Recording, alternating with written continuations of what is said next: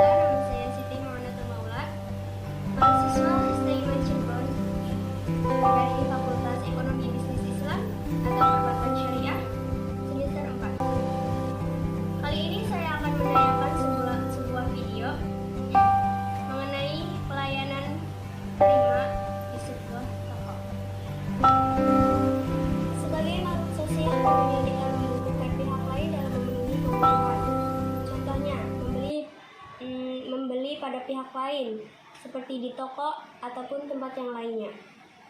Sebagai konsumen juga, tentunya kita biasanya memilih dengan selektif barang yang akan dibeli, baik dari segi kualitas, merek, harga, tempat penjualan, bahkan sampai pelayanan yang ada di tempat itu tersendiri.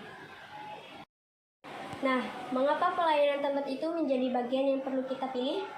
Yang pertama, pelayanan dari suatu tempat usaha merupakan salah satu nilai jual dari tempat usaha tersebut. Yang kedua, pelayanan menunjukkan kelas dari tempat usaha tersebut, menentukan kenyamanan serta kepuasan dari para konsumen. Arti dari pelayanan prima tersendiri merupakan faktor kunci dalam keberhasilan usaha. Karena jika penjual dapat memberikan pelayanan dan mutu barang yang baik, maka peluang untuk sukses akan terbuka lebar. Sebagian orang beranggapan bahwa mengelola toko terkesan sebagai pekerjaan yang mudah, sederhana, dan siapapun mampu melakukannya. Namun, bila dicermati lebih mendalam, mengelola toko itu tidak berbeda dengan mengelola usaha ataupun bisnis lainnya.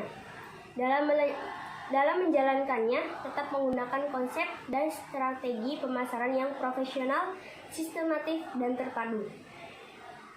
Dalam mengelola sebuah usaha, tidak dilihat dari besar kecilnya modal atau jenis usaha itu tersendiri, tapi dilihat bagaimana cara mengelola sesuai dengan kebutuhan toko tersebut, sehingga dapat menghasilkan keuntungan atau laba bagi pemiliknya bisa mencapai break-even point dan juga diharapkan bisa berkembang lebih baik. Nah, sebagai pengusaha juga tentunya kita harus memperhatikan beberapa poin. Yang pertama, mengenai persediaan. Nah, untuk persediaan, melihat seberapa besar kebutuhan masyarakat terhadap barang tersebut. Mengontrol masa tenggangnya. Usahakan barang tersebut selalu baru sehingga pelanggan puas dan merasa senang. Yang kedua, mengenai aspek keuangan. Dalam aspek keuangan ini, modal atau aset itu perlu diperhitungkan dan dicatat untuk melihat sejauh mana dan berapa lama modal usaha bertambah dan berkembang. Pembukuan perlu dilakukan dan jangan menggabungkan keuangan pribadi dengan keuangan usaha. Kemudian yang ketiga, mengenai aspek pelayanan. Pelayanan adalah kunci keberhasilan suatu usaha. Nah, ada beberapa tips dan trik dalam melayani pelanggan, di antaranya yaitu bersih dan rapi, ramah tamah, pelayanan optimal, perlakuan wajar dan merata, dan memberikan informasi yang tepat. Selanjutnya yaitu poin keempat, promosi. Nah, dalam promosi ini kita bisa misalnya brosur ataupun pamflet itu disebar